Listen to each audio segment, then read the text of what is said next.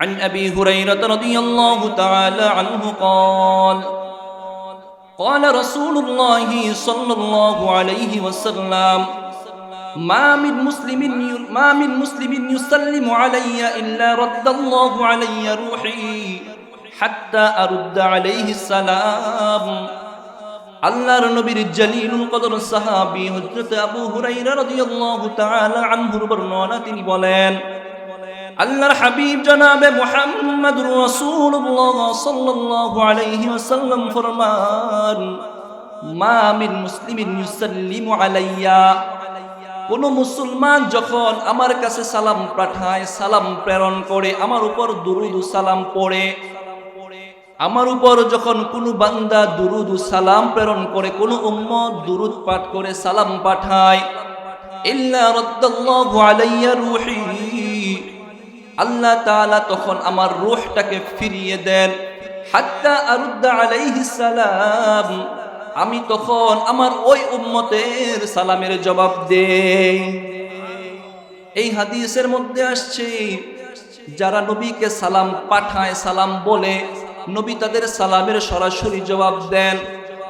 সুনানে আবি দাউদের তার পরবর্তী হাদিস 2042 নম্বর হাদিস, ওটাও আবু হুরায়রা রাদিয়াল্লাহু তাআলা আনহু বর্ণনা করেন। দুরূদ পড়ি না, দুরূদ ইব্রাহিম পাঠ করি। এই যে আমি খুতবাতে দুরূদ ইব্রাহিম পাঠ করেছি, আরো যে আমরা দুরূদ পড়ি সারাদিনে অনেক রকমের দুরূদ পড়ে থাকি আমরা।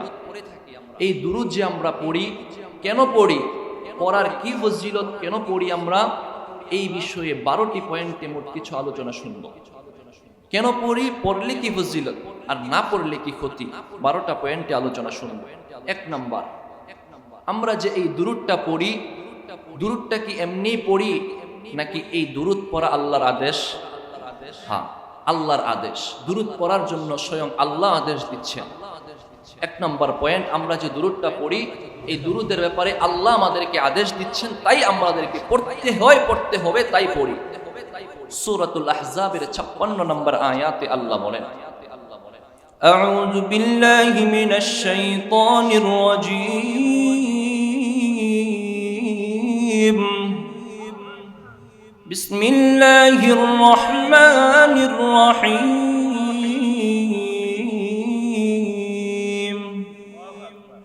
ইন্নাল্লাহা ওয়া মালাইকাতাহু ইউসাল্লুনা আলান নবী ইয়া আইয়ুহাল্লাযীনা আমানু সাল্লু আলাইহি ওয়া সাল্লিমু তাসলিমা।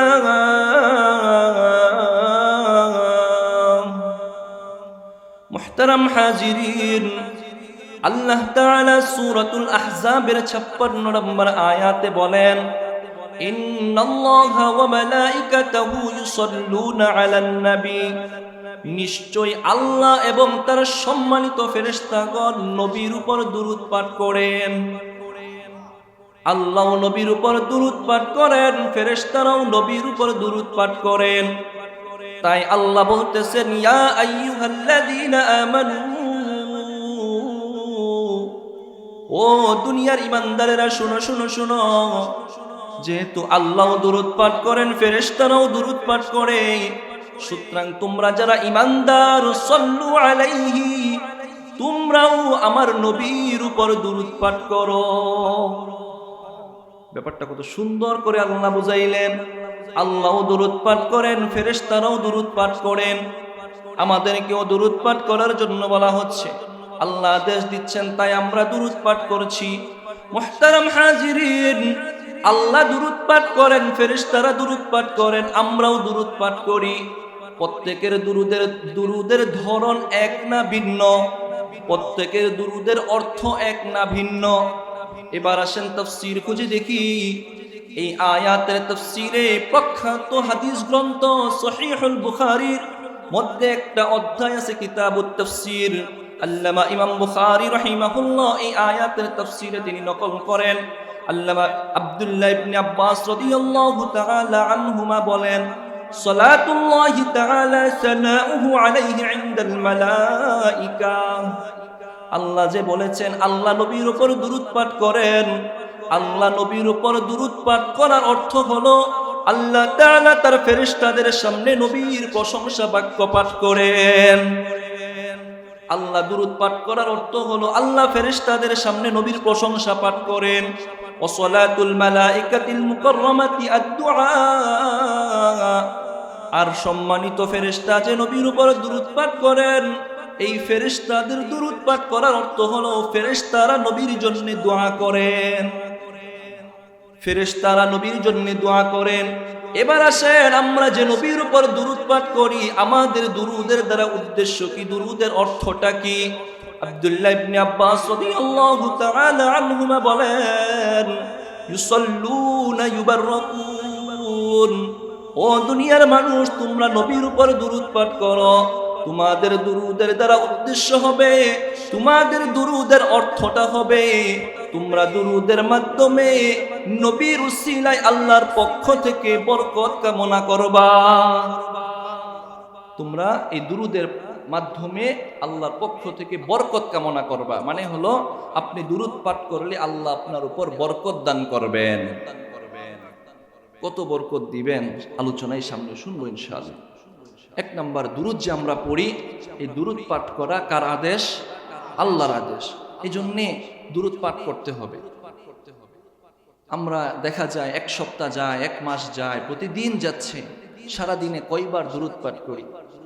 সাল্লাল্লাহু আলাইহি ওয়াসাল্লাম ছোট একটা দুরূদ সারাক্ষণ চাইলে পড়তে পারি, কিন্তু আমরা পড়ি না। সারা সপ্তাহে 100 বার কি পড়ি? নিজেকে প্রশ্ন করি, কাউকে জিজ্ঞাসা করছি না, আপনি নিজে নিজে আপনাকে আপনি প্রশ্ন করেন যে আমি কি সারা সপ্তাহে 100 বার দুরূদ পড়ি কিনা? যদি পড়ি, মনে মনে শুকরিয়া জ্ঞাপন করেন আলহামদুলিল্লাহ।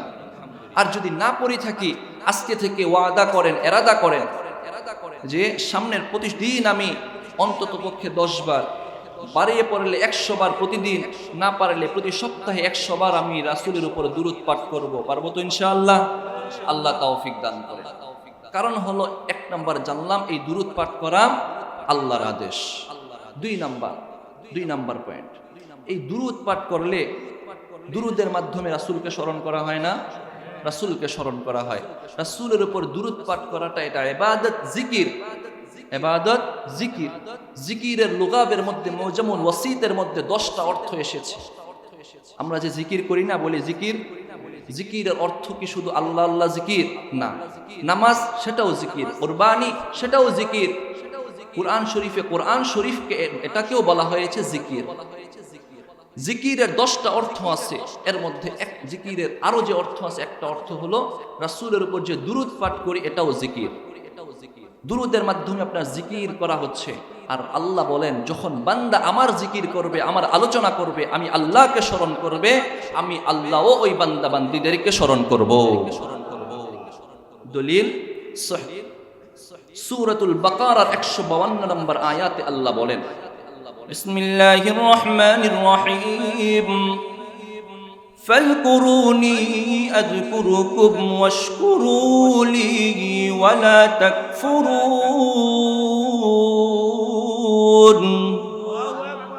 আল্লাহ তাআলা বলেন, ফাযকুরুনি আযকুরুকুম, ও বান্দা বান্দি শুনো, তোমরা বান্দা বান্দি যদি আমি আল্লাহকে স্মরণ করো, আমিও তোমাদেরকে স্মরণ করব। আল্লাহ আয়াতের মাঝে স্পষ্ট জানিয়ে দিলেন, বান্দা যদি আমি আল্লাহকে স্মরণ করে, আমিও ওই বান্দাকে স্মরণ করি। এবার আসেন, আমরা কিভাবে স্মরণ করলে আল্লাহ আমাদেরকে কিভাবে স্মরণ করবেন?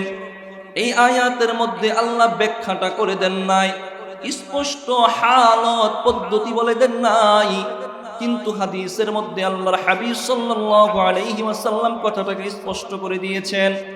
সহিহ বুখারীর ৭৪০৫ নম্বর হাদিসের বর্ণনা, আবু হুরায়রা রাদিয়াল্লাহু তাআলা আনহু থেকে বর্ণিত। হাদিসটা হাদিসে কুদসি, আল্লাহর শব্দ, আল্লাহর জবানের কথা। আল্লাহ তাআলা বলেন, ইয়াকুলুল্লাহু তাআলা আনা ইনদা যন্নি আবদি বি, আল্লাহ বলেন আমি বান্দার সাথে তেমনি ব্যবহার করি, বান্দা আমার ব্যাপারে যেমন ধারণা করে। আপনি আল্লাহর ব্যাপারে যেমন ধারণা করবেন, আল্লাহ আপনার সাথে তেমনি ব্যবহার করবেন। এখান থেকে রওনা দিয়েছেন, ঢাকা যাইবেন, মনে মনে ভাবতেছেন আজকে জানি গাড়িটা অ্যাক্সিডেন্ট করে কিনা। দেখবেন ঠিকই ওই দিন গাড়িটা একটু একটু অ্যাক্সিডেন্ট করছে। আল্লাহ বলেন বান্দা আমার ব্যাপারে যেমন ধারণা করে আমিও বান্দার সাথে তেমন ব্যবহার করি। তারপরে আল্লাহ বলেন ফাইন যাকারানি ফি নাফসি যাকারতুহু ফি নাফসি। যেহেতু হাদিসটা হাদিসে কুদসি, আল্লাহর লফজ, আল্লাহর জবানের কথা, আল্লাহ বলেন ফাইন যাকারানি ফি নাফসি, বান্দা যদি মনে মনে আমাকে স্মরণ করে যাকারতুহু ফি নাফসি, আল্লাহ বলেন আমিও ওই বান্দাকে মনে মনে স্মরণ করি। আপনি যদি গভীর রজনীতে বসে আল্লাহকে স্মরণ করতেছেন, আল্লাহ বলেন আমি আল্লাহ ঘুমাই না, তন্দ্রাও আসে না। লা তাখুযুহু সিনাতু ওয়ালা নাওম, আল্লাহর ঘুমও নাই, তন্দ্রাও নাই। রাত 2টা বাজে 3টা বাজে আপনার পাশে আপনার স্ত্রী ঘুমায়, আল্লাহ কি ঘুমাননি? আল্লাহ ঘুমান না। ওই রাত 3টার সময় যখন দাঁড়িয়ে নামাজে দাঁড়িয়ে বললেন আল্লাহ আমি তো অনেক পেরেশানিতে আছি, সন্তানটা বিদেশের বাড়িতে যাচ্ছে, কাগজ হচ্ছে না, একটা ব্যবসার জন্য টাকা জমা দিয়েছি, পেরেশানিতে জর্জরিত হয়ে আছি গো আল্লাহ, আমার পেরেশানিগুলো আপনি দূর করে দেন।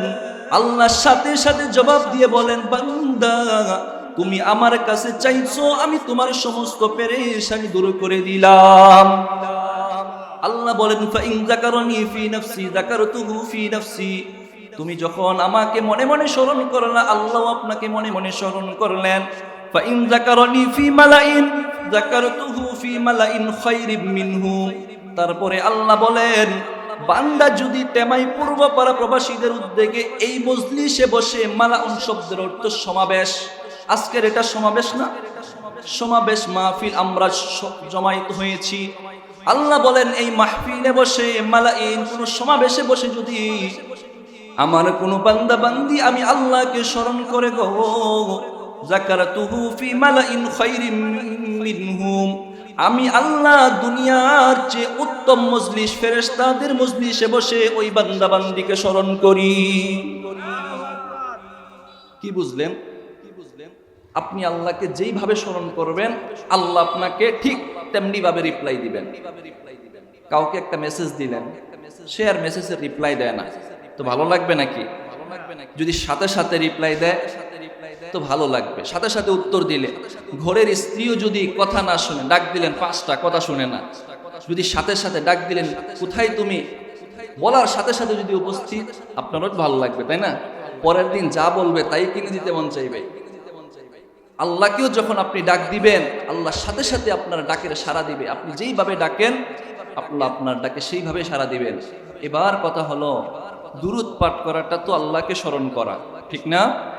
দুরূদ পাঠ করা আল্লাহকে স্মরণ করা। এখন আমরা আল্লাহকে স্মরণ করব এই কারণে, কারণ দুরূদের মাধ্যমে আল্লাহকে স্মরণ করা হয়, আর আল্লাহকে আমরা স্মরণ করলে আল্লাহ আমাদেরকে স্মরণ করেন। 2 নাম্বার, আমরা এই কারণে দুরূদ পাঠ করব যে দুরূদের মাধ্যমে আল্লাহর জিকির হয়, আল্লাহকে স্মরণ হয়। আমরা তো সারাদিন আল্লাহকে ভুলে থাকি, আল্লাহর কথা স্মরণ থাকে না। বলবেন কি বলেন, আল্লাহর কথা স্মরণ থাকে না? আমরা তো সবাই আল্লাহর বান্দা, মুসলমান দাবি করি, আল্লাহকে স্মরণ থাকে না কিভাবে? বলবো আল্লাহকে যদি স্মরণ থাকে তাহলে আপনি মিথ্যা কথা বলেন কিভাবে? আপনি আসেন হলো টেমাই, নারায়ণপুর যাবেন, ফোন দিলে বলেন কোথায়, আরে আসিমপুর চলে আসছে, মিথ্যা বলে না? আপনাদের এদিকে হয়তো নাই। মারা বাচ্চাদেরকে খাওয়ায়, এ বলো পানিটা খাও, খাও, বাচ্চাকে দিতেছে পানি, খাবারের কথা বললাম, খাবারটা নিচ্ছে না, বলে এই শয়তান আসতেছে কিন্তু খাও, বলে না? মহিলারা বলে কি না, শয়তান কি আছে, সামনে আছে, ভূতের ভয় দেখায়, শিয়ালের ভয় দেখায়, বড় হয়ে ও এগুলোকে ভয় পায়। সাথে সাথে ছোট থেকে ওর দিলটাকে আপনি মেরে ফেলতেছেন, মিথ্যা ভয় ওকে দেখাচ্ছে। কি দরকার এই ভয়টাকে ওকে দেখানোর? মিথ্যা দিয়ে দিয়ে, মোবাইল দিয়ে দিয়ে আজকে বাচ্চাগুলোকে নষ্ট করে দেওয়া হইতেছে। মুহতারাম হাজিরিন, বলতেছিলাম যদি আল্লাহকেই আমরা স্মরণ করতাম তাহলে মিথ্যা বলি কিভাবে? আল্লাহকেই যদি স্মরণ করতাম, আল্লাহকেই যদি স্মরণ আমাদের থাকতো তাহলে ওজনে কম দেয় কি করে? আল্লাহকেই যদি স্মরণ থাকতো তাহলে চাকরির জন্যে টেবিলের নিচে টাকাটা দিয়ে দৌড়ে। আমাদের সমাজে আরো অনেক ধরনের বিবৃতি আছে, আরো অনেক ধরনের সমস্যা আছে। গুনাহের কাজ আছে যেগুলো আমরা অহরহ করছি। ভাই দাবি করছি মুসলমান, সবাই মুসলমান না এখানে? সবাই ইমানদার, মুসলমান ইমানদার, তারপরেও গুনাহগুলো কিভাবে হচ্ছে? আল্লাহ আমাদেরকে বুঝার, আমল করার তৌফিক দান করেন। মুহতারাম হাজিরিন, বলতেছিলাম আল্লাহকে স্মরণ করলে আল্লাহ আমাদেরকে স্মরণ করেন। এখন দুরুদের মাধ্যমে 2 নাম্বার আল্লাহকে স্মরণ করা হয়। 3 নাম্বার দুরুদ আমরা এই জন্যে পড়ব, আমরা তো বাংলাদেশি মানুষ। নবী আরবি সাল্লাল্লাহু আলাইহি ওয়াসাল্লাম যেখানে শুয়ে আছেন সেই সুদূর সৌদি আরব, মদিনা মুনাওয়ারায়, তাই না? যারা উমরায় বা হজ করতে গিয়েছেন দেখেছেন সেই জায়গাটা কি একটা আবেগ, ভালোবাসার জায়গা। এখন আমি তো অনেক দূরে বসে আছি, আমি কিভাবে রাসূলের রওজায় সালাম পৌঁছাই? পারবো এখানে বসে বসে? পারবো? হ্যাঁ। 3 নাম্বার পয়েন্ট, আপনি যদি এই সুদূর বাংলাদেশে বসেও রাসূলের উপর একবার দুরূদ পাঠ করেন, রাসূলের কাছে একটা সালাম পৌঁছান, স্পষ্ট হাদিসের দলিল দিব। আল্লাহর হাবিব সাল্লাল্লাহু আলাইহি ওয়াসাল্লাম ফরমান, দুনিয়াতে একদল ফেরেশতা নিযুক্ত আছে, ওই ফেরেশতাগুলো আপনার দুরূদটা, আপনার সালামটা নিয়ে যায়, নিয়ে রাসূলের দরবারে, রাসূলের রওজায় আতহারে, রাসূলের কবরে রাসূলকে এটা সালামটা দেয়া হয়। বলা হয়, ইয়া রাসূলুল্লাহ, টামাই পূর্বপাড়া আব্দুর রহমানের ছেলে আব্দুল্লাহ আপনাকে সালাম দিয়েছে। আপনার নাম বলা হয়, আপনার বাবার নাম বলা হয়। তারপরে হাদিসের বর্ণনায় আছে রাসূল সাল্লাল্লাহু আলাইহি ওয়াসাল্লাম সাথে সাথে আপনার সালামের জবাব দেন। সুনানে আবি দাউদের 2041 নম্বর হাদিসের বর্ণনা আবু হুরায়রা রাদিয়াল্লাহু তাআলা আনহু বর্ণনা করেন। عن أبي هريرة رضي الله تعالى عنه قال قال رسول الله صلى الله عليه وسلم ما من مسلم يسلم علي إلا رد الله علي روحي حتى أرد عليه السلام। আল্লাহর নবীর জলিলুল কদর সাহাবী হযরত আবু হুরায়রা রাদিয়াল্লাহু তাআলা আনহুর বর্ণনা, তিনি বলেন, আল্লাহর হাবিব জনাবে মুহাম্মদুর রাসূলুল্লাহ সাল্লাল্লাহু আলাইহি ওয়াসাল্লাম ফরমান, মা মিন মুসলিমিন ইউসাল্লিমু আলাইয়া, কোন মুসলমান যখন আমার কাছে সালাম পাঠায়, সালাম প্রেরণ করে, আমার উপর দুরূদ ও সালাম পড়ে, আমার উপর যখন কোনো বান্দা দুরূদ ও সালাম প্রেরণ করে, কোন উম্মত দুরূদ পাঠ করে সালাম পাঠায়, ইল্লা রাদ্দাল্লাহু আলাইয়া রূহি, আল্লাহ তাআলা তখন আমার রূহটাকে ফিরিয়ে দেন। হাত্তা আরুদ্দা আলাইহিস সালাম, আমি তখন আমার ওই উম্মতের সালামের জবাব দেই। এই হাদিসের মধ্যে আসছে, যারা নবীকে সালাম পাঠায়, সালাম বলে, নবী তাদের সালামের সরাসরি জবাব দেন। সুনানে আবি দাউদের তার পরবর্তী হাদিস 2042 নম্বর হাদিস, ওটাও আবু হুরায়রা রাদিয়াল্লাহু তাআলা আনহু বর্ণনা করেন। নবী আরবি সাল্লাল্লাহু আলাইহি ওয়াসাল্লাম ফরমান, লা তাজালু বুয়ুতাকুম কুবুরা, তোমরা মসজিদকে, তোমরা ঘরকে কবরস্থান বানিয়ে ফেলো না। নবী বলেন, তোমরা ঘরকে কবরস্থান বানাইও না। ওয়ালা তাজালু কবরি ঈদা, এবং আমার কবরকে তোমরা মেলার মতো বানাইও না। কবরকে কেন্দ্র করে যে মাজার হয়, মেলা হয়, উরুস হয়, রাসূল বলছেন ওটা নিষেধ। কবরকে তোমরা মেলার স্থান বানাইও না। ফাইন সাল্লু আলাইয়া ফাইন্না সালাতাকুম তাবলুগুনি হাইসু কুনতুম, তখন করবাটা কি? সাল্লু আলাইয়া ওয়া উম্মত, তোমরা আমি নবীর উপর দুরূদ পাঠ করো। ফাইন্না সালাতাকুম তাবলুগুনি হাইসু কুনতুম, কেননা তোমাদের ওই দুরূদ, যত দূরে বসে তুমি আমার উপর দুরূদ পাঠ করবা গো, তোমার ওই দুরূদ আমি নবীর কাছে পৌঁছে দেয়া হয়। ফাইন্না সালাতাকুম তাবলুগুনি হাইসু কুনতুম, যেখানে বসেই দুরূদ পাঠ করো আমি নবীর কাছে দুরূদ পৌঁছে দেয়া হয়। তাহলে বাংলাদেশে বসে যদি দুরূদ পাঠ করি, নবী জানেন আমার উম্মত দূরে দূরে থাকবে, একটা পদ্ধতি দরকার। আল্লাহ নবীর জন্য রহম করেছেন, আমরা আমাদের জন্য আল্লাহ দয়া করেছেন, আমরা এখন যেখানে বসে দুরূদ পাঠাই রাসূলের দরবারে পৌঁছে যায়।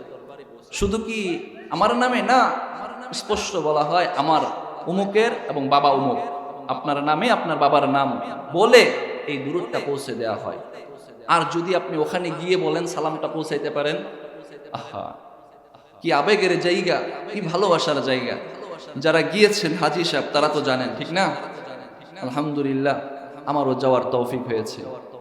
আপনারা যারা যান নাই অথবা যারা গিয়েছেন, আল্লাহ তাআলা যেন বারবার বারংবার এবং যারা যান নাই অতি দ্রুত রাসূলের রওজায় সালাম পৌঁছানোর তৌফিক দান করেন। কি একটা ভালোবাসার জায়গা, আবেগের জায়গা।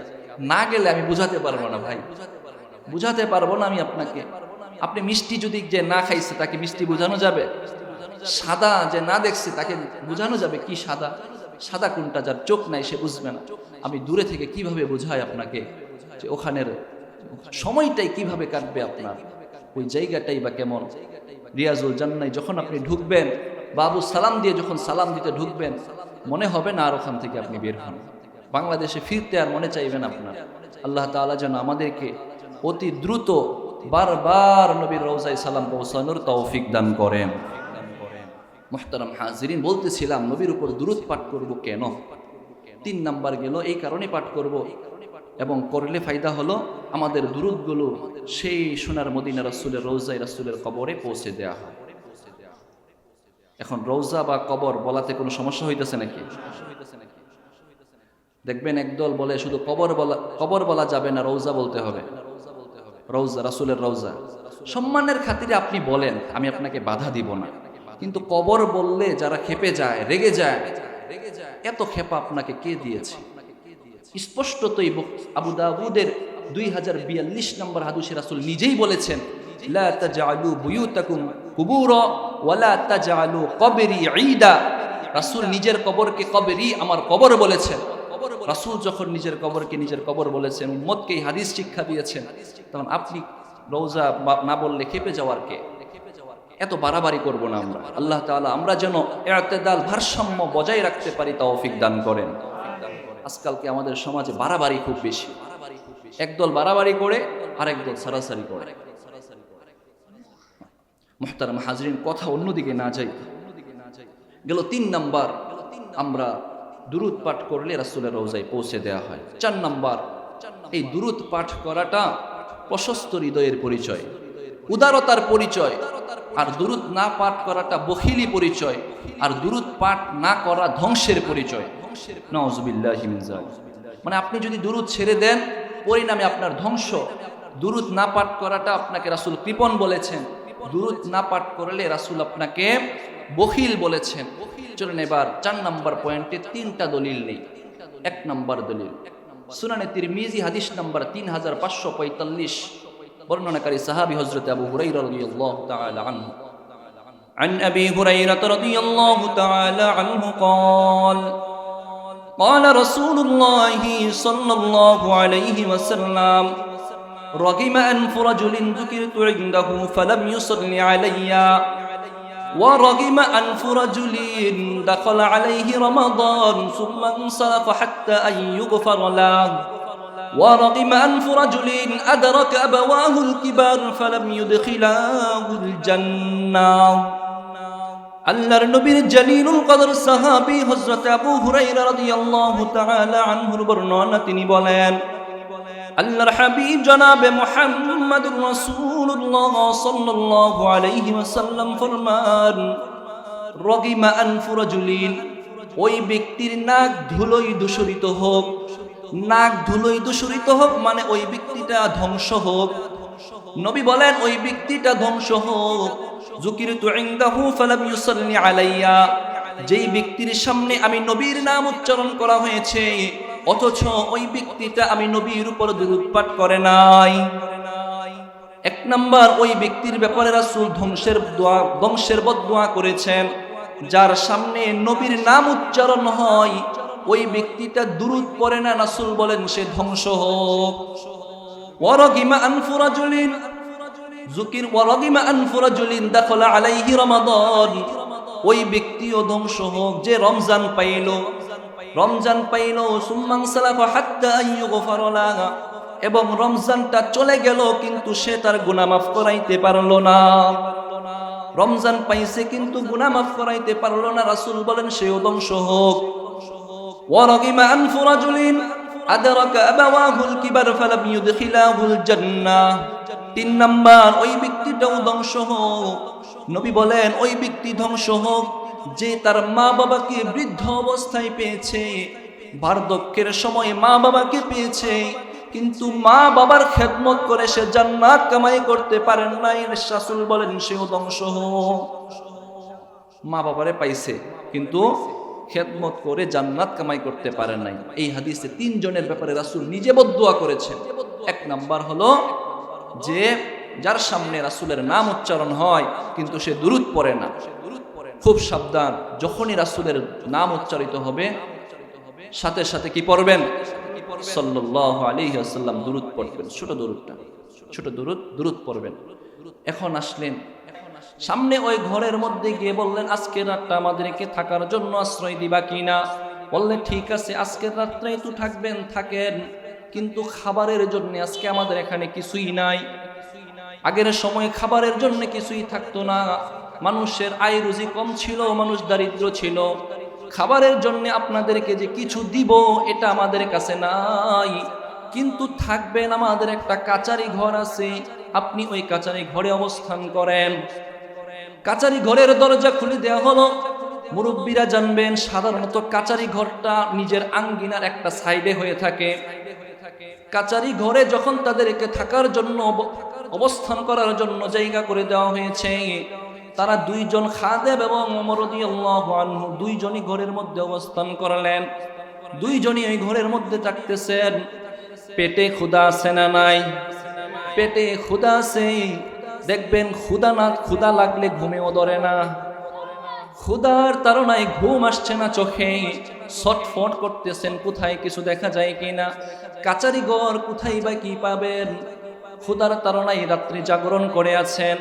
রাত্র যখন অর্ধরজনী, কোথায় থেকে একটা কুশ্রী আওয়াজ শোনা গেল, অনেক বিশ্রী একটা আওয়াজ শোনা গেল। এত বিশ্রী আওয়াজ, যেই আওয়াজের কারণে তাদের দুইজনের একজনেরও আর ঘুম হয় না। এমনিই তো ক্ষুধার তাড়নায় ঘুম নাই, তারপরে যদি আবার বিকট এক কুশ্রী আওয়াজ শুনতে পায় তাহলে তো ঘুম হারাম হয়ে যায়। তাদের ঘুমও হারাম হয়ে গিয়েছে। সারা রাত তারা তন্ন তন্ন করে খুঁজেছে কোথায় থেকে আওয়াজ শোনা যায়, কোথাও আওয়াজ শুনতে পাওয়া যায় না। সকাল যখন হয়েছে, ফজরের পর ঘরের মালিক ছিল একজন বৃদ্ধা মহিলা, ওই মহিলার সাথে ছিল একজন নারী, মেয়ে লোক মহিলা, বৃদ্ধা এবং একটা নারী। ওই তাদেরকে জিজ্ঞাসা করলেন, আমি রাত্রেবেলা একটা আওয়াজ শুনতে পেলাম, ওই আওয়াজটা কিসের আওয়াজ? তোমরা আমাদেরকে আশ্রয় দিয়েছো, তোমাদের শুকরিয়া, কৃতজ্ঞতা। খাবার পাই নাই, কিছু হবে না, আমরা চলে যাব, কিন্তু রাতের বেলা বিকট একটা আওয়াজ শুনতে পেলাম। ওই আওয়াজটা কোথা থেকে এসেছে একবার যদি বলতেন, ওই আওয়াজটা কোথা থেকে এসেছে? বৃদ্ধ মহিলা ভিতর থেকে কান্নার আওয়াজ, মহিলা ভিতর থেকে পর্দার আড়াল থেকে কান্না জুড়ে দিয়েছে, তার চোখ বেয়ে পানি পড়ছে। মহিলার সাথে যে আরেকটা মেয়ে ছিল, ওই মেয়েটা বলতেছেন, খলিফাতুল মুসলিমিন, আপনি যে আওয়াজটা শুনতে পেয়েছেন ওই আওয়াজটাই তো দেখতে চান, চলেন আপনাকে দেখায় আনি। ওই আওয়াজটা দেখার জন্য গেলেন। কিছু দূর যাওয়ার পরে দেখলেন একটা গর্ত করা আছে, ওই গর্তের নিচে শরীরের পুরোটা অংশ গর্তের ভিতরে এবং মাথাটা বাহিরের দিকে। গর্তের দিকে পুরো শরীরটা এবং মাথাটা শুধু উপরের দিকে, এবং তার মাথাটা একটা গাধার মাথার মতো, মাথাটা গাধার মতো। এবং আমরা জানি গাধার আওয়াজ সবচাইতে বিশ্রী আওয়াজ। সারা রাত এই গাধার মতো আওয়াজ করতেছিল। এই মেয়েটা খলিফাতুল মুসলিমিনকে দেখালেন, এই যে দেখতেছেন এই লোকটা হলো আমার স্বামী, এবং ঘরের মধ্যে যে বৃদ্ধ মহিলাটা আছে এই বৃদ্ধ মহিলার সন্তান। খলিফাতুল মুসলিমিন আরো কৌতূহল নিয়ে জিজ্ঞাসা করলেন, কোন কারণে তার এই শাস্তি হয়েছে দুনিয়াতেই? আপনারা তাকে ঘরে না রেখে একটা আঙ্গিনায় গর্তের মধ্যে তাকে রেখেছেন, কি কারণে? ওই মহিলা উত্তর দেয়, খলিফাতুল মুসলিমিন, এই আমার স্বামী দুনিয়াতে এখন ভালো থাকা যতদিন ছিল ততদিন পর্যন্ত তার মাকে সে বকা দিত, তার মাকে সে গালি দিত, তার মাকে সে এমন কষ্ট দিত, একদিন তার মা কষ্ট পেয়ে মুখ দিয়ে বলেছিল, আমি যেন মৃত্যুর আগে তোর চেহারাটা গাদার চেহারা দেখতে পাই। ওগো খলিফাতুল মুসলিমিন, আমার তো বিশ্বাস হয় আল্লাহ তাআলা তার মার দোয়াটা কবুল করে তাকে মৃত্যুর আগেই তার চেহারাটা গাদার চেহারা বানিয়ে দিয়েছেন। দুনিয়াতেই আল্লাহ শাস্তি দিয়ে দিলেন, দেখাইয়া দিলেন এই যে একটু শাস্তি, মৃত্যুর পরে তো আসছেই। মুহতারাম হাজরিন, আমরা যেন মা বাবার খেদমত করতে পারি, খেদমত করে জান্নাত কামাই করতে পারি, আল্লাহ তৌফিক দান করেন। কথাটা আসলো, রাসূল 3 ধরনের মানুষের জন্য বদদুয়া করেছিলেন। 3 নাম্বার ছিল যারা মা বাবাকে বার্ধক্যে পেয়েছে কিন্তু সেবা করে জান্নাত কামাই করতে পারেন নাই। দেখেন, খুব মনোযোগ দিয়ে যুবক ভাইয়েরা, যাদের মা বাবা জীবিত আছে, করজোর পায়ে হাতটা রেখে বলে যায়, হাদিসটা যদি আপনি একটু বুঝেন রাসূল কি বলছেন। রাসূল বলছেন ধ্বংস তাদের জন্য যারা মা বাবাকে পেয়ে জান্নাত কামাই করতে পারলো না। বিপরীতটা কি বোঝা যায়? মা বাবাকে পেয়ে খেদমত করলে জান্নাত পাওয়া যায়। বিপরীতটা বুঝেন না নাকি? খেদমত না করলে যদি জাহান্নাম হয়, খেদমত করলে জান্নাত। এই জন্য আমরা যেন মা বাবার খেদমত করতে পারি, আল্লাহ তৌফিক দান করেন। 3 নাম্বার এই গেল। চতুর্থ পয়েন্টে আমরা কথা বলছিলাম যে নবীর উপর দুরূদ না পড়লে ধ্বংস। এই ধ্বংসের বলেছিলাম 3টা উদাহরণ দেব। একটা উদাহরণ গেল দুরূদ না পড়া ধ্বংস।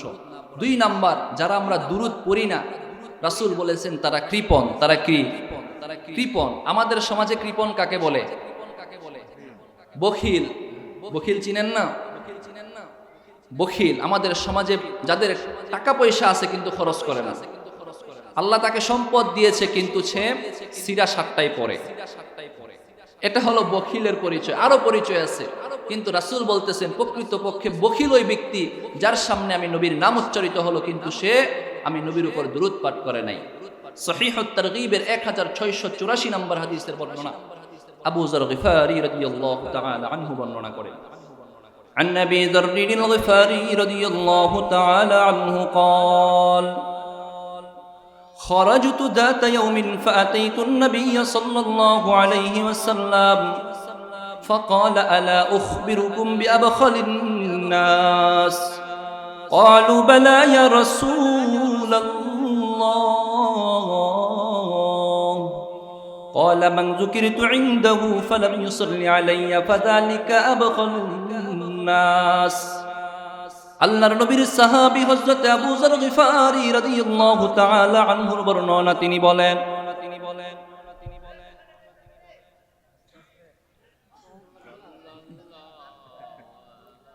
আমরা কেউ না উঠে জিকির করি লা ইলাহা ইল্লাল্লাহ লা ইলাহা ইল্লাল্লাহ লা ইলাহা ইল্লাল্লাহ। শুকরিয়া, জাযাকাল্লাহ।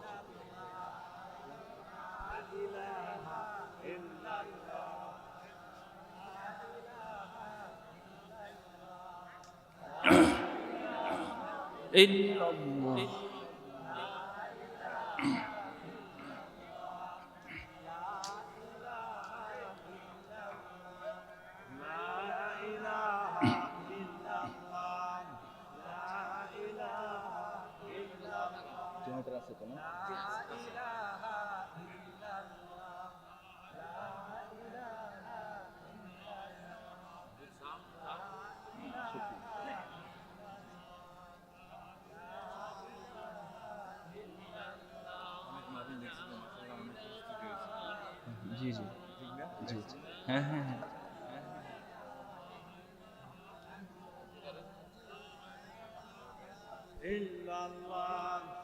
লা ইলাহা ইল্লাল্লাহু মুহাম্মাদুর রাসূলুল্লাহ সাল্লাল্লাহু আলাইহি ওয়াসাল্লাম। বলি আলহামদুলিল্লাহ। আরো জোরে বলি না আলহামদুলিল্লাহ। বলতেছিলাম 4 নম্বর পয়েন্টে নবীর উপর দুরূদ না পড়লে যে ধ্বংস, এর 3টা উদাহরণ দেব। দ্বিতীয় উদাহরণটা ছিল যে দুরূদ না পড়লে সে বখিল। আবু যর গিফারি রাদিয়াল্লাহু আনহু বলেন, خرجت ذات يوم فأتيت النبي صلى الله عليه وسلم আবু যর গিফারি রাদিয়াল্লাহু তাআলা আনহু বলেন, আমি একদিন ঘর থেকে বের হলাম, বের হয়ে ফাতাইতুন নবী সাল্লাল্লাহু আলাইহি ওয়াসাল্লাম, বের হয়ে আমি নবীজির কাছে আসতাম। সাহাবায়ে কেরাম ঘর থেকে বের হয়ে নবীর কাছে আসতেন। আমরা ঘর থেকে বের হয়ে ব্যবসা বাণিজ্যের জন্য যাই, কৃষি জমিতে যাই, খেতে খামারে যাই, এখানে ওখানে আড্ডা দেওয়ার জন্য যাই, খেলাধুলার জন্য যাই। কিন্তু সাহাবায়ে কেরাম ঘর থেকে বের হতেন, একমাত্র উদ্দেশ্য থাকতো আল্লাহ এবং তার রাসূলকে সন্তুষ্ট করা। ঘর থেকে বের হয়ে মদিনা মুনাওয়ারায় রাসূলের কাছে আসলেন। এসে রাসূল সাল্লাল্লাহু আলাইহি ওয়াসাল্লামকে বলতে শুনলেন। আল্লাহর হাবিব সাল্লাল্লাহু আলাইহি ওয়াসাল্লাম বললেন, আলা উখবিরুকুম বিআবখালিন নাস। রাসূল বললেন, ও আমার সাহাবারা, আমি কি তোমাদেরকে সংবাদ দিব কিনা বিআবখালিন নাস, কোন ব্যক্তিটা সবচাইতে বেশি কৃপণ। রাসূল বললেন, আমি কি তোমাদেরকে বলবো কিনা কে সবচাইতে বেশি কৃপণ। সাহাবায়ে কেরাম বললেন, ক্বালু নাম ইয়া রাসূলুল্লাহ ইয়া হাবিবাল্লাহ, আপনি আমাদেরকে বলেন কে সবচাইতে বেশি কৃপণ। আল্লাহর হাবিব সাল্লাল্লাহু আলাইহি ওয়াসাল্লাম বললেন, মান যুকিরতু ইনদাহু ফালাম ইউসাল্লি আলাইয়া, যার সামনে আমি নবীর নাম উচ্চারিত হয় আর সেই ব্যক্তিটা আমি নবীর উপর দুরূদ পাঠ করে না, ফাযালিকা আবখালুন নাস। রাসূল বলেন, ওই মানুষটা হলো সবচাইতে বড় কৃপণ। ওই মানুষটা সবচাইতে বড় কৃপণ। আমরা কি কৃপণ থাকতে চাই না প্রশস্ত হৃদয়ের অধিকারী হতে চাই? আমরা যেন দুরূদ পাঠ করে প্রশস্ত হৃদয়ের অধিকারী হতে পারি, আল্লাহ তৌফিক দান করেন। উদাহরণ নাম্বার 3, দুরূদ যদি পাঠ না করি রাসূলের উপর, যে দুরূদ পাঠ করা ভুলে যায়। এমনও আছি ঠিক দেখা যায় তার সামনে দুরূদ নবীর নাম পড়া হয়েছে, উচ্চারিত হয়েছে, কিন্তু সে দুরূদ পাঠ করে নাই, ভুলে গেছে। যারা ভুলে যায় দুরূদ পাঠ করা, তাদের জন্য এবার 3 নম্বর হাদিস, সুনানে ইবনে মাজার 908 নম্বর হাদিসের বর্ণনা। আব্দুল্লাহ ইবনে আব্বাস রাদিয়াল্লাহু আনহুমা বর্ণনা করেন। عن عبد الله بن عباس رضي الله تعالى عنهما قال قال رسول الله صلى الله عليه وسلم من نسي الصلاة علي خطئ طريق الجنة। আল্লাহর হাবিব সাল্লাল্লাহু আলাইহি ওয়াসাল্লাম ফরমান, মান নাসিয়াস সালাতা আলাইয়া, যে ব্যক্তি আমি নবীর উপর দুরূদ পাঠ করা ভুলে যাই, আমি নবীর নাম তার সামনে উচ্চারিত হয়েছে কিন্তু উদাসীনতায় সে পাঠ করে না, সে ভুলে গেছে আমি নবীর উপর দুরূদ পাঠ করতে হবে, আমি নবীর উপর দুরূদ পাঠ করা ভুলে গিয়েছে। রাসূল বলেন, যে নবীর উপর দুরূদ পাঠ করা ভুলে যায়, খতিয়া তরিকাল জান্নাহ, কত বড় কথা। রাসূল বলেন, সে যেন জান্নাতের পথটাই ভুলে গেল। জান্নাতে যে যাব, জান্নাতের যে পথ, এই রাস্তায় থাকলে আপনি যেতে পারবেন অমুক জায়গায়, এই রাস্তায় থাকলে আপনি যেতে পারবেন জান্নাতে, দুরূদের উপর থাকলে আপনি যেতে পারবেন জান্নাতে। এখন দুরূদ ভুলে গেছেন মানে আপনি জান্নাতের পথটাই ভুলে গেছেন। কত বড় কথা বলা হয়েছে। এজন্যে দুরূদ পাঠ করতে হবে। যখনই রাসূলের নাম উচ্চারণ হবে আমি শুনবো, আমার যত ব্যস্ততাই থাকুক না কেন, আমি রাসূলের উপর সর্বপ্রথম একবার দুরূদ পাঠ করে নিব। আল্লাহ আমাদেরকে আমল করার তৌফিক দান করেন। 4 নাম্বার গেল, মূল আলোচনার 12 পয়েন্টের 4 গেল, যে দুরূদ পাঠ করাটা প্রশস্ত হৃদয়ের পরিচয়, পাঠ না করাটা ধ্বংস, পাঠ না করাটা বখিলি, কৃপণতা, পাঠ না করাটা জাহান্নামের পথে চলে যাওয়া। এবার আসি 5 নাম্বার। আমি যার আলোচনা করব, যার কথা বলবো, তার প্রতি ভালোবাসা থাকলে না থাকলে? থাকলে। এখন নবীর প্রতি আমার ভালোবাসা আছে বলেই দুরূদ পাঠ করছি। নবী বলেন, আমার প্রতি এই ভালোবাসাটা তোমার ঈমানের নিদর্শন। আমার প্রতি যতক্ষণ তোমার ভালোবাসা আছে, বুঝতে হবে তোমার ঈমান আছে। যতক্ষণ পর্যন্ত ভালোবাসা নাই, তোমার ঈমান নাই। নবীর প্রতি ভালোবাসা যে ঈমানের লক্ষণ, সহিহ বুখারীর 15 নম্বর হাদিস, আনাস ইবনে মালিক রাদিয়াল্লাহু আনহু বর্ণনা করছেন। عن أنس بن مالك رضي الله تعالى عنه قال قال رسول الله صلى الله عليه وسلم والذي نفسي بيده আল্লাহর হাবিব সাল্লাল্লাহু আলাইহি ওয়াসাল্লাম ফরমান, আল্লাহর কসম, লা ইউমিনু আহাদুকুম হাত্তা কুনা হাব্বা ইলাইহি মিন ওয়ালিদিহি ওয়া ওয়ালাদিহি ওয়ান নাসি আজমাইন। তোমাদের মধ্যে তোমরা কখনোই ওই পর্যন্ত পূর্ণ ঈমানদার হতে পারবা না তোমাদের কাছে যতক্ষণ পর্যন্ত না আমি নবী, তোমাদের মা বাবা, তোমাদের সন্তান, দুনিয়ার সব কিছুর চাইতে আমি নবী বেশি প্রিয় না হব। তোমাদের মা বাবা, তোমাদের সন্তান, তোমাদের জমি জামা, ব্যবসা বাণিজ্য সব কিছুর চাইতে আমি নবী যদি তোমার কাছে সবচাইতে বেশি প্রিয় থাকি, বুঝতে হবে তুমি ব্যক্তিটা ঈমানদার। আমার আপনার কাছে আমার নবী সবচেয়ে বেশি প্রিয় না? জান যাবে যাবে, নবীর জন্য জীবন দিতে প্রস্তুত আছি তো ইনশাআল্লাহ? আমার নবীর বিরুদ্ধে যদি কেউ কিছু বলে, আমার এক ফোঁটা রক্ত শরীরে থাকতে তার কল্লাটা ঘাড়ের মধ্যে থাকবে, এটা বরদাস্ত করা যায় না, ঠিক কিনা বলেন? নবীর বিরুদ্ধে যদি কেউ কিছু বলে, আমার মুমিনের ঈমানের দাবি হলো তাকে প্রতিহত করা, কেননা এটা আমার ঈমানের নিদর্শন। আমার যে ঈমান আছে এর প্রমাণ হলো আমি নবীকে ভালোবাসি। কতটুকু ভালোবাসি? আমি আমার নিজের চাইতেও বেশি ভালোবাসতে হবে, আমি আমার স্ত্রী, সন্তান, মা বাবার চাইতেও বেশি ভালোবাসতে হবে।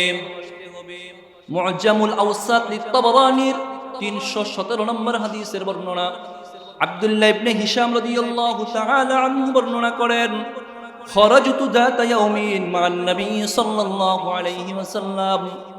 আমরা একদিন নবীজি সাল্লাল্লাহু আলাইহি ওয়াসাল্লামের সাথে বের হলাম, নবীও বের হলেন, আমরাও বের হলাম। নবীর সাথে ওমর রাদিয়াল্লাহু তাআলা আনহু ছিলেন। ওমর রাদিয়াল্লাহু তাআলা আনহু নবীর সাথে ছিলেন, রাসূলের শ্বশুর এবং বন্ধু একসাথে থাকতেন। আবু বকরও থাকতেন, ওমরও থাকতেন। আল্লাহর হাবিব সাল্লাল্লাহু আলাইহি ওয়াসাল্লাম ওমর রাদিয়াল্লাহু তাআলা আনহুর হাতটা ধরে হাঁটতেছিলেন। দেখবেন বন্ধু যখন রাস্তা দিয়ে হাঁটে তখন হাত ধরে ধরে হাঁটে। রাসূল সাল্লাল্লাহু আলাইহি ওয়াসাল্লাম ওমর রাদিয়াল্লাহু তাআলা আনহুর হাতটা ধরেছিলেন। হাত ধরে যখন হাঁটতেছেন, ওমর রাদিয়াল্লাহু তাআলা আনহুকে রাসূল বললেন, ওমর জেনে রাখো, ওয়াল্লাযী নাফসি বিয়াদিহি, আল্লাহর কসম করে বলি, ওই সত্তার কসম যার হাতে আমার প্রাণ, ততক্ষণ পর্যন্ত তোমরা ঈমানদার হতে পারবা না যতক্ষণ পর্যন্ত না তোমাদের কাছে তোমাদের মা বাবা, সন্তান সব কিছুর চাইতে আমি বেশি প্রিয় না হব। ওমর রাদিয়াল্লাহু তাআলা আনহুর রাসূলের প্রতি মহব্বত কম না বেশি? অনেক বেশি। সাথে সাথে ওমর রাদিয়াল্লাহু তাআলা আনহু জবাব দিলেন, ইয়া রাসূলুল্লাহ, ইয়া হাবিবাল্লাহ, ইন্নী আশহাদু আনতা আহাব্বু ইলাইয়া মিন কুল্লি শাইইন ইল্লা নাফসি। ইয়া রাসূলুল্লাহ, ইয়া হাবিবাল্লাহ, আমি সাক্ষী দিচ্ছি আপনি নবী, আমার কাছে আমার স্ত্রী, সন্তান, আমার পিতা মাতা, আমার ব্যবসা বাণিজ্য, আমার বাগান যা কিছু আছে সব কিছুর চাইতে আপনি সবচাইতে বেশি প্রিয়। ইল্লা নাফসি, ইয়া রাসূলুল্লাহ, ইয়া হাবিবাল্লাহ, তবে আমার জানের চাইতে বেশি প্রিয় না। আমাদের কাছে আমার জীবনের মূল্য আছে না নাই? জীবনকে খুব ভালোবাসি। তুমি যেখানে যাইবা যাও, আমি নিজে আগে বাচ্চা, নিজে আগে বেঁচে নেই। আমাদের মাঝে এই প্রভাব। ওমর রাদিয়াল্লাহু তাআলা আনহু বললেন, ইয়া রাসূলুল্লাহ, ইয়া হাবিবাল্লাহ, আপনাকে সবচাইতে বেশি ভালোবাসি, তবে আমার জানের চাইতে বেশি না। আল্লাহর হাবিব সাল্লাল্লাহু আলাইহি ওয়াসাল্লাম বললেন, ইয়া ওমর, তোমার ঈমান পরিপূর্ণ হয় নাই, তোমার ঈমান পরিপূর্ণ হয় নাই যতক্ষণ পর্যন্ত না তুমি তোমার নিজের চাইতেও বেশি আমাকে মহব্বত না করবা, তোমার ঈমান কিন্তু পরিপূর্ণ হবে না। ওমর রাদিয়াল্লাহু তাআলা আনহু বললেন, ইয়া রাসূলুল্লাহ, ইয়া হাবিবাল্লাহ, আলআনা ইন্নী আশহাদু আনতা আহাব্বু ইলাইয়া মিন নাফসি। ইয়া রাসূলুল্লাহ, ইয়া হাবিবাল্লাহ, আমি এখন সাক্ষী দিচ্ছি, এই মুহূর্তে সাক্ষী দিচ্ছি, আপনি আমার কাছে আমার স্ত্রী, সন্তান, আমার মা বাবা সব কিছুর চাইতে, এমনকি আমার নিজের চাইতেও বেশি প্রিয়। আল্লাহু আকবার। চিন্তা করছেননি, পারবেননি কেউ বললে যে বলো তো দেখি, তোমার চাইতেও আমি বেশি প্রিয়? তোমার চাইতেও কারো নিজের চাইতেও বেশি প্রিয় কেউ এটা বলতে চায় না। স্ত্রীকে ভালোবাসে, কিন্তু ঘরে আগুন লাগলে স্ত্রীকে বাঁচাবে না নিচে আগে বাঁচবে? নিজে আগে বাঁচবে। জানের মূল্য আছে, কিন্তু নবীর ক্ষেত্রে সবকিছুই অম্লান হয়ে যাবে, কিন্তু নবীকে সবার আগে ভালোবাসতে হবে, ঠিক কিনা বলেন? এখন নবীকে ভালোবাসার একটা প্রমাণ হলো এই রাসূলের উপর দুরূদ পাঠ করা। 5 নাম্বার, আমরা এই কারণে দুরূদ পাঠ করব, দুরূদ পাঠের মাধ্যমে রাসূলের উপর ভালোবাসার প্রমাণ হয়, আর ভালোবাসার প্রমাণের মাধ্যমে আমার ঈমানের প্রমাণ বহন করে, ঠিক কিনা বলেন? এই জন্যে দুরূদ পাঠ করব। 6 নাম্বার, দুরূদ পাঠের মাধ্যমে যত বেশি দুরূদ পাঠ করবেন আপনি জান্নাতে রাসূলের তত বেশি নিকটে থাকবেন। জান্নাতে যাওয়ার পরেও মুমিন বান্দাবান্দিরা একটু আফসোস, একটু তামান্না করবে, আল্লাহ জান্নাত তো দিলা, নবীর জান্নাতের একটু নিকটে করে দাও না আমার জান্নাতটা। আফসোস করবে মুমিনরা, জান্নাতীরা আফসোস করবে, আল্লাহ নবীজির জান্নাতের নিকটে আমার জান্নাতটা করে দাও না। দেখেন না, প্রধানমন্ত্রী বা উন্নত যে বাড়িঘরগুলো আছে বা উন্নত যে জায়গাগুলো আছে, নিজের বাড়িটা ওখানে হয় যেন হয়, আবেদন করে, অথবা একটা বাড়িঘর আমরা ওখানে কিনতে চাই, হলে ভালো, নিজের টাকা পয়সা থাকলে, সামর্থ্য থাকলে আমরা ভালো জায়গায় বাড়িঘর করতে চাই।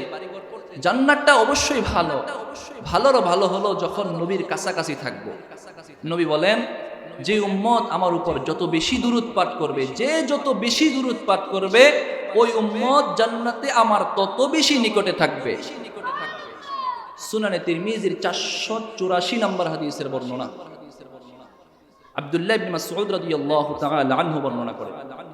عن عبد الله بن مسعود رضي الله تعالى عنه قال قال رسول الله صلى الله عليه وسلم إن أولى الناس بي يوم القيامة أكثرهم علي صلاة। আল্লাহর নবীর জালিলুল কদর সাহাবী হযরত আব্দুল্লাহ ইবনে মাসউদ রাদিয়াল্লাহু তাআলা আনহুর বর্ণনা, তিনি বলেন, আল্লাহর হাবিব জনাবে মুহাম্মদুর রাসূলুল্লাহ সাল্লাল্লাহু আলাইহি ওয়াসাল্লাম ফরমান, ইন্না আউলান নাসি বি ইয়াউমাল কিয়ামাহ, কিয়ামতের দিন আমার ওই উম্মত জান্নাতে আমার তত বেশি নিকটে থাকবে, আকসারুহুম আলাইয়া সালাতান, যে উম্মত আমার উপর যত বেশি দুরূদ পাঠ করবে ওই উম্মতটা জান্নাতে আমার তত বেশি নিকটে থাকবে। কি বুঝলেন? আমরা জান্নাত চাই কি চাই না? আল্লাহ তাআলা আমাদের সবাইকে জান্নাতি আমল করে জান্নাতি হওয়ার তৌফিক দান করেন। এবার আসেন, জান্নাতে আমরা নবীর কাছাকাছি থাকতে চাই কি না? হ্যাঁ, নবীর কাছাকাছি থাকতে চাই। থাকতে হলে আমল কি? হাদিস না বুঝলেন? কি শুনলেন? সুনানে তিরমিজি 484 নম্বর হাদিস, স্পষ্ট এই হাদিসে রাসূল বললেন, যত বেশি দুরূদ পাঠ করবা জান্নাতে আমার তত বেশি নিকটে থাকবা। আপনাদের কি কষ্ট হইতেছে? মুহতারাম হাজিরিন, রাসূলের সময়ে রাসূলের যে সাহাবায়ে কেরাম, 4 জন সাহাবায়ে কেরাম তো খুলাফায়ে রাশিদিন, 10 জন তো জান্নাতের সার্টিফিকেট প্রাপ্ত, 313 জন তো বদরি সাহাবী। রাসূলের যে যত বেশি নিকটে ছিল, দেখা যাইতো সে রাসূলকে তত বেশি মহব্বত করত। আর মহব্বতের নিদর্শন স্বরূপ, যার রাসূলকে যে মহব্বত করলে জান্নাতে রাসূলের পাশে থাকা যাবে, দুনিয়াতে একটা দৃষ্টান্ত চান কি চান না? একটা দৃষ্টান্ত দেই। দৃষ্টান্ত হলো, রাসূলকে দুনিয়ার মানুষদের মধ্যে সবচেয়ে বেশি মহব্বত করতেন আবু বকর রাদিয়াল্লাহু আনহু, ঠিক না? এই যে মেরাজ হয়েছে, মেরাজের পর যখন রাসূল আসলেন, আবু জাহেল এবং অন্যান্যরা যখন বলল, আবু বকর শুনছুনি তোমার বন্ধু বলতেছে উনি নাকি এক রাতে এত এত সফর করছেন, তুমি কি এটা বিশ্বাস করো কিনা? আবু বকর রাদিয়াল্লাহু আনহু বললেন, লাউ কাল্লামা মুহাম্মদ লা সাদাকতু, যদি মুহাম্মদুর রাসূলুল্লাহ বলে থাকে আমি এই মুহূর্তে এক বাক্যে স্বীকার করে নিলাম, এক বাক্যে স্বীকার করে নিলাম। আবু বকর রাদিয়াল্লাহু আনহুকে রাসূল বলতেন, আবু বকর তোমার কি ভালো লাগে? আবু বকর রাদিয়াল্লাহু তাআলা আনহুকে রাসূল বলতেন, আবু বকর তোমার কি ভালো লাগে? আবু বকর রাদিয়াল্লাহু তাআলা আনহু উত্তর দিয়েছিলেন, ইয়া রাসূলুল্লাহ আমার 3টা জিনিস ভালো লাগে। 1 নাম্বার, আমার আপনার দিকে তাকিয়ে থাকতে ভালো লাগে। বুঝছেন নি? ইয়া রাসূলুল্লাহ আপনার দিকে আমার তাকায়া থাকতে ভালো লাগে। দেখবেন যার প্রতি যার মহব্বত, তাকে দেখলেই তার মনটা ঠান্ডা হয়ে যায়। আবু বকর রাদিয়াল্লাহু তাআলা আনহু বললেন, ইয়া রাসূলুল্লাহ ইয়া হাবিবাল্লাহ আমার 3টা জিনিস ভালো লাগে। 1 নাম্বার হলো আমার আপনার দিকে তাকায়া থাকতে ভালো লাগে। 2 নাম্বার, আপনার জন্য আমার খরচ করতে, দ্বীনের জন্য আমার খরচ করতে ভালো লাগে। 3 নাম্বার, যতক্ষণ আমি দুনিয়াতে বেঁচে থাকবো ততক্ষণ পর্যন্ত যেন আপনার কাছাকাছি থাকতে পারি, এটা আমার ভালো লাগে। আপনার কাছাকাছি থাকা ভালো লাগে। তিনটা জিনিস, আপনাকে দেখা, আপনার কাছাকাছি থাকা, আপনার জন্য দ্বীনের জন্য খরচ করা ভালো লাগে। যতদিন পর্যন্ত আবু বকর রাদিয়াল্লাহু তাআলা আনহু দুনিয়াতে জীবিত ছিলেন, একই সাথে ছিলেন, পাশাপাশি ঘরে ছিলেন, একই সাথে উঠতেন, বসতেন, চলতেন, ফিরতেন। মৃত্যুর পরেও মরে গিয়েছেন, মৃত্যুবরণ করেছেন, কবরের মধ্যেও পাশাপাশি দুজন আছেন না নাই? এখনো তারা দুইজন পাশাপাশি। বোঝা গেল মোহাব্বত যদি করেন, আল্লাহর জন্য যদি রাসূলকে মোহাব্বত করতে পারেন, আল্লাহ দৃষ্টান্ত দেখা গেলেন। আবু বকর রাসূলকে মোহাব্বত করেছে, দুনিয়াতেও একসাথে ছিল, মৃত্যুর পরেও তোমাদের সাথে কবর একসাথে আছে, জান্নাতেও তারা একসাথে থাকবে। তুমিও যদি রাসূলকে মোহাব্বত করতে চাও, রাসূলের সাথে জান্নাতে থাকতে চাও, বেশি বেশি দুরূদ পাঠ করো। গেল কয় নাম্বার? 6 নাম্বার। রাসূলের উপর দুরূদ বেশি পাঠ করলে জান্নাতে কাছাকাছি থাকা যাবে। 7 নাম্বার, দুরূদের আশ্চর্য রকমের ফজিলত হলো, আপনি যদি একবার রাসূলের উপর দুরূদ পাঠ করেন, আল্লাহ তাআলা আপনার উপর 10 বার রহমত বর্ষণ করবেন। রহমতটা কি, এটা আল্লাহ ছাড়া কেউ জানে না। আমরা সকলে রহমতের ভিখারি, রহমত চাই। রাসূল বলেন, কেউ যদি আমার উপর একবার দুরূদ পাঠ করে, তো আল্লাহ তাআলা তার উপর 10টা রহমত বর্ষণ করেন।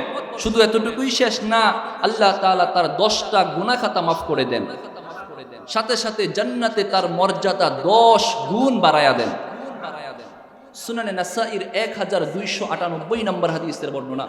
আনাস ইবনে মালিক রাদিয়াল্লাহু আনহু বর্ণনা করেন, عن أنس بن مالك رضي الله تعالى عنه قال قال رسول الله صلى الله عليه وسلم من صلى على النبي صلى الله عليه وسلم صلى الله عليه صلوات 10 صلوات وخطت عنه 10 خطيئة ورفع له 10 درجات।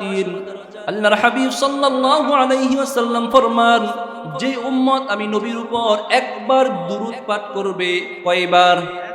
একবার। যে উম্মত আমি নবীর উপর দুরূদ পাঠ করবে গো, আল্লাহর হাবিব সাল্লাল্লাহু আলাইহি ওয়াসাল্লাম ফরমান, আল্লাহ তাআলা ওই ব্যক্তির উপর 10 বার রহমত বর্ষণ করবেন। ওয়াখুত্তাত আনহু 10 খতিআতিন, আল্লাহ তাআলা ওই বান্দা বান্দির 10টা গুনাহ মাফ করে দিবেন। ওয়ারফিআত লাহু 10 দারাজাতিন, এবং ওই বান্দা বান্দিকে জান্নাতে তাদের মর্যাদা 10 গুণ বাড়াইয়া দিবেন। আর 10 গুণ বাড়াইয়া দিবেন। একবার দুরূদ পাঠ করলে 30টা লাভ, 10টা রহমত, 10টা গুনাহ মাফ, মর্যাদা 10 গুণ আল্লাহ বাড়াইয়া দিবেন। এজন্য আমরা যেন বেশি বেশি দুরূদ পাঠ করতে পারি, আল্লাহ তৌফিক দান করেন। আরো দলিল দিয়ে লম্বা করা যেত, কিন্তু আমার চেয়ে অনেক যোগ্য মুহাক্কিক, মুফাসসির, উলামায়ে কেরাম আছেন, কথা বলবেন, আপনারা তাদের মন দিয়ে শুনবেন আলোচনা। এই জন্যে বলেছিলাম 12টা পয়েন্টে কথা বলবো। দলিল এখানে আরো একাধিক দেয়া যেত, একবার দুরূদ পাঠ করলে কত ফায়দা আরো বাড়ানো যেত, কিন্তু আমি 12টা পয়েন্টে শেষ করে দিব নির্ধারিত আমাকে যে সময় দেওয়া হয়েছে। আপনাদের কষ্ট হচ্ছে না তো? কষ্ট হলে মাফ করে দিবেন। গেল 7 নাম্বার, দুরূদের আশ্চর্য রকম ফজিলত। বা 8 নাম্বার, আপনি যদি আমরা দোয়া করি না, আল্লাহর কাছে আমাদের চাওয়া পাওয়া আছে না নাই? যে বলে নাই তার হয়তো নাই। আল্লাহর কাছে আমাদের চাওয়া পাওয়া আছে না নাই? আল্লাহ তাআলা যেন আমাদের সকলের মনের তামান্নাগুলো পূরণ করে দেন, বলেন আমিন। এবার আসেন, যার চাওয়া পাওয়া আছে সে বসে শুনি। এখন এবার শুনেন 8 নাম্বার কাছে যে চাইবো, এর আগে রাজুলান ইয়াদউ ফি সালাতিহি ফালাম ইউসাল্লি আলাইয়া। আল্লাহর হাবিব সাল্লাল্লাহু আলাইহি ওয়াসাল্লাম এক সাহাবীকে দেখলেন, ওই সাহাবী দোয়া করতেছে, কিন্তু দোয়ার পূর্বে সে রাসূলের উপর দুরূদ পাঠ করে নাই। রাসূল দেখলেন মসজিদে নববীতে এক সাহাবী দোয়া করতেছে, আল্লাহর কাছে কিছু চাইতেছে, কিন্তু এই চাওয়ার পূর্বে সে রাসূলের উপর দুরূদ পাঠ করেন নাই। রাসূল সাল্লাল্লাহু আলাইহি ওয়াসাল্লাম ওই সাহাবীকে ডাকলেন, অথবা অন্য একজন সাহাবীকে ডাকলেন, ডেকে বললেন, তুমি যখন দোয়া করবা, ফাহমাদিল্লাহ ওয়া আসনা আলাইহি সুম্মা ইউসাল্লি আলান নবী সুম্মা ইয়াদউ বিমা শাআ।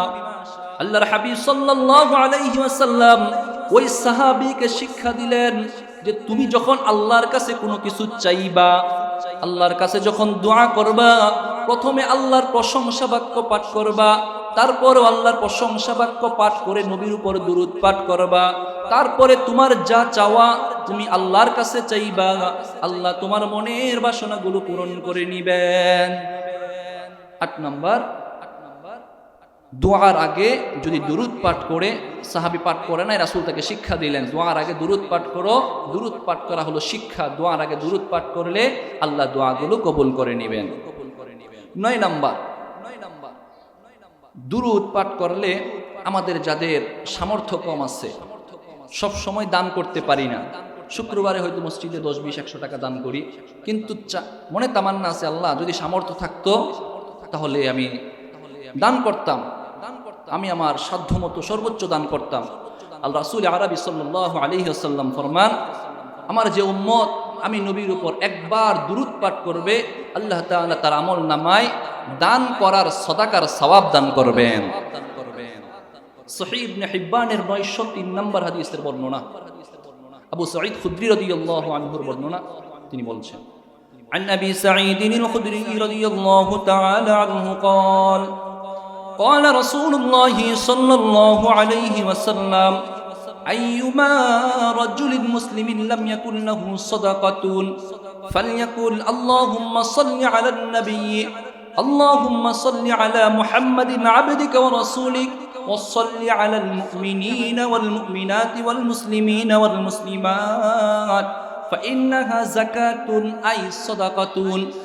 আল্লাহর হাবিব সাল্লাল্লাহু আলাইহি ওয়াসাল্লাম ফরমান, আইয়ুমা রাজুলিন মুসলিমিন লাম ইয়াকুন ইনদাহু সাদাকাতুন, আমার যে মুসলমান উম্মত, আমার যে উম্মতের কাছে সামর্থ্য নাই, সামর্থ্য কম, টাকা কড়ি কম, কিন্তু সে সাদাকা করতে চায়, সে যখন আমি নবীর উপর দুরূদ পাঠ করবে, দুরূদ যেটাই হোক, অথবা হাদিসের মধ্যে একটা বলা আছে আল্লাহুম্মা সাল্লি আলা মুহাম্মাদিন আবদিকা ওয়া রাসূলিক ওয়া সাল্লি আলাল মুমিনিনা ওয়াল মুমিনাত ওয়াল মুসলিমিনা ওয়াল মুসলিমাত, এই যে একটা দুরূদ আছে, নবী আরবি সাল্লাল্লাহু আলাইহি ওয়াসাল্লাম বলেন, যে উম্মত আমি নবীর উপর এই দুরূদটা পাঠ করবে, আল্লাহ তাআলা তার আমলনামায় সাদাকার সওয়াব দান করবেন। 9 নাম্বার গেল, একবার দুরূদ পড়লে আল্লাহ তাআলা আমলনামায় সাদাকার সওয়াব লিখে দেন। এই জন্য যদি চাই সাদাকার কিছু সওয়াব আমার আমলনামায় জমা হোক, একবার দুরূদ পাঠ করে দিবেন, বলবেন সাল্লাল্লাহু আলাইহি ওয়াসাল্লাম, সাল্লাল্লাহু আলাইহি ওয়াসাল্লাম। এই জন্য শুরু থেকে বলতেছি ভাই, যখনই সময় পান, একটু সময় পান, অবসর সময় পান, এই সময়টাতে আপনি দুরূদ পড়লেন। এটা সবাই পারি না সাল্লাল্লাহু আলাইহি ওয়াসাল্লাম? সবাই পারি কি না? সবাই এক বাক্যে একই সাথে সবাই বলি সাল্লাল্লাহু আলাইহি ওয়াসাল্লাম। মুহতারাম হাজিরিন, এই গেল 9 নাম্বার। একবার পাঠ করলে আল্লাহ আমলনামায় সাদাকার সওয়াব লিখে দিয়েছেন। ওয়াল্লাহি হাদিস যদি বিশ্বাস করেন, আপনার আমলনামায় যেইগুলো বর্ণনা বলা হচ্ছে, আপনার আমলনামায় সওয়াব জমা হয়ে যাচ্ছে। 10 নাম্বার, যে উম্মত, রাসূল বলেন, যে উম্মত আমি নবীর উপর দুরূদ পাঠ করবে, দুরূদ পাঠ করবে, এই দুরূদ পাঠ করবে, নবী বলেন আমার জন্য ওই উম্মতের সুপারিশ করা আবশ্যক হয়ে যাবে। কিয়ামতের ওই ময়দান কত বিভীষিকাময় ময়দান হবে, হিসাব দিয়ে কেউ পার পাওয়া যাবে? কত কঠিন ময়দান হবে। আম্মা জান আয়েশা সিদ্দিকা রাদিয়াল্লাহু তাআলা আনহার সামনে যখন রাসূল বলতেছিলেন যে কিয়ামতের ময়দানটা মানুষ উলঙ্গ হয়ে ঘুরবে, বস্ত্রহীন হয়ে থাকবে, সবাই বস্ত্রহীন, প্রত্যেকে তার গুনাহ অনুযায়ী, কারো গুনাহ থাকবে পায়ের টাকনু পরিমাণ, কারো গুনাহ থাকবে হাঁটু পরিমাণ, কারো গুনাহ থাকবে, যেই পরিমাণ গুনাহ থাকবে গুনাহ অনুযায়ী সে পুজ এবং পানি নাপাকির মধ্যে হাবুডুবু খাবে। গুনাহ যতটুকু, গুনাহ যদি কম হয় তাহলে টাকনু, এর চেয়ে বেশি হলে হাঁটু, এর চেয়ে বেশি হলে কোমর, এর চেয়ে বেশি হলে বুক, এর চেয়ে বেশি হলে কেউ একদম চোখ নাকের মধ্যে হাবুডুবু খাবে। বিবস্ত্র অবস্থায় ওই ময়দানে হবে। আম্মা জান আয়েশা সিদ্দিকা রাদিয়াল্লাহু তাআলা আনহা বললেন, ইয়া রাসূলুল্লাহ, ইয়া হাবিবাল্লাহ, আমি তো আপনার প্রিয়তমা স্ত্রী, আমি কি ওই দিন, ওই মুহূর্তে আমাকেও কি বিবস্ত্র অবস্থায় উঠতে হবে? প্রশ্নটা কতটা যুক্তি। আল্লাহর হাবিব সাল্লাল্লাহু আলাইহি ওয়াসাল্লাম বললেন, ও আয়েশা শোনো, তুমি যে নবীর স্ত্রী, তুমি যে নবীর প্রিয়তমা স্ত্রী, ওই দিন তোমাকে দেখার মতো কোনো একটা মানুষও থাকবে না। কত কঠিন ময়দান হবে।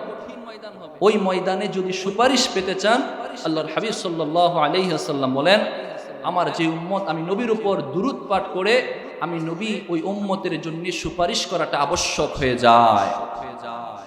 সহিহুত তারগীবের 3477 নম্বর হাদিসের বর্ণনা। রুফাইয়া রাদিয়াল্লাহু তাআলা আনহু তিনি হাদিসটা বর্ণনা করেন। রুফাইয়া রাদিয়াল্লাহু আনহু عن رفيعة رضي الله تعالى عنه قال قال رسول الله صلى الله عليه وسلم من صلى على محمد فقال اللهم أنزله المقعد المقرب عند القيامة وجبت له شفاعتي আল্লাহর হাবিব সাল্লাল্লাহু আলাইহি ওয়াসাল্লাম ফরমান, আমার যখন কোনো উম্মত এই দুরূদ পাঠ করবে, আগের হাদিসও বলেছিলাম একটা নির্দিষ্ট দুরূদ আছে, তবে অন্যগুলো পড়লেও কাজে আসবে, সওয়াব পেয়ে যাবেন। এই হাদিসের কথার ক্ষেত্রেও এক। আল্লাহর হাবিব সাল্লাল্লাহু আলাইহি ওয়াসাল্লাম বলেন, কোন উম্মত যখন দুরূদ পড়বে বলবে আল্লাহুম্মা আনজিলহুল মাকআদাল মুকাররাব ইনদাকা ইয়াউমাল কিয়ামাহ। দুরূদের অর্থটা কি? ওগো আল্লাহ, আপনি আপনার হাবিব, আপনার সম্মানিত হাবিবের স্থানটা কিয়ামতের দিন আপনার পাশাপাশি করে দিয়েন।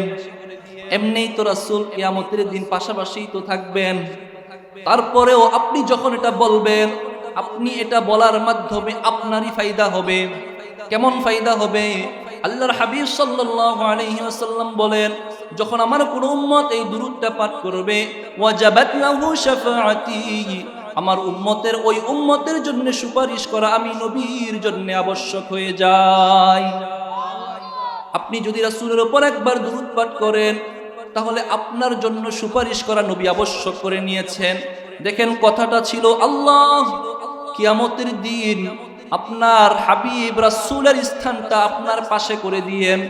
আমরা জানি এমনিতেই রাসূলের স্থান আল্লাহর পরে এবং আল্লাহর সাথেই থাকবে। ওই দিন আল্লাহর সাথেই থাকবে তার কুরসিটা। তারপরেও তার কথাটা বললে কেন ফায়দা হবে?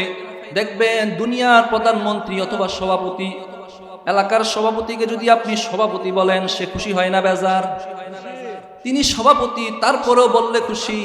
চেয়ারম্যান দাঁড়াইছে কিন্তু পাশ করে নাই, তারপরেও চেয়ারম্যান বললে খুশি না বেজার? চেয়ারম্যান মাত্র দাঁড়াইছে, পাশ করে নাই, তারপরেও সে খুশি।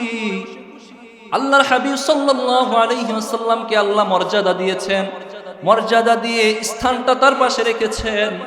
আমি যখন এটা বললাম, নবীর স্থান ওই জায়গায় থাকবে, বরঞ্চ নবীর এই স্থানের দোয়া করার কারণে, আমি এটা বলার কারণে আল্লাহ আমার মর্যাদা বাড়াইয়া দিবেন।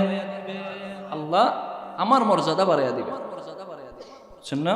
এই জন্যে আমরা এটা করব, আমরা এই দুরূদ পাঠ করব। গেল 10 নাম্বার।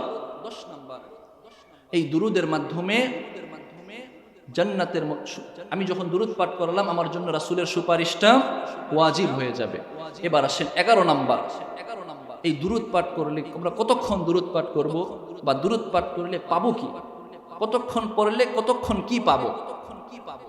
এবার আমি একটা আপনাদেরকে হাদিস শোনাবো, যে হাদিসের মধ্যে সাহাবী বললেন, ইয়া রাসূলুল্লাহ, আমি কতটুকু দুরূদ পাঠ করব? চলুন হাদিসটা শুনবো। তার আগে ভূমিকাটা হলো, সূচনার কথাটা হলো, আপনি যদি রাসূলের উপর দুরূদ পাঠ করতেই থাকেন, আপনার মনে যে নেক মাকসাদগুলো আছে, আপনার যে আল্লাহর কাছে চাহাতগুলো আছে, নেক মাকাসিদগুলো আছে, মাকাসিদে হাসানাগুলো আছে, দুরূদ পাঠের মাধ্যমে আল্লাহ আপনার মাকাসিদে হাসানাগুলোকে পূর্ণ করে দিবেন। মাকাসিদে হাসানাগুলোকে পূর্ণ করে দিবেন। সহিহুত তারগীবের 2457 নম্বর হাদিসের বর্ণনা। উবাই ইবনে কাব রাদিয়াল্লাহু আনহু বর্ণনা করেন। عن أبي بن كعب رضي الله تعالى عنه قال قال رسول الله صلى الله عليه وسلم আল্লাহর নবীর সাহাবী হযরত উবাই ইবনে কাব রাদিয়াল্লাহু তাআলা আনহু বলেন, একদিন রাতের শেষ অংশে আল্লাহর হাবিব সাল্লাল্লাহু আলাইহি ওয়াসাল্লাম জাগ্রত হলেন। রাতের শেষ অংশে সাহাবায়ে কেরামদেরকে বললেন, ও আমার সাহাবারা, জেনে রাখো কিয়ামত অনেক নিকটে চলে আসছে, কিয়ামত অনেক নিকটে এসে গেছে। দেখেন না বর্তমান সময়ে যে কিয়ামতের কিছু কিছু আলামত আছে না নাই? কিয়ামতের ছোট আলামত হলো নারীরা বেপরদায় রাস্তায় বের হবে। আমাদের সমাজে আছে না নাই? মুহতারাম হাজিরিন, কিয়ামতের আলামতগুলো প্রকাশ পাবে, সাথে সাথে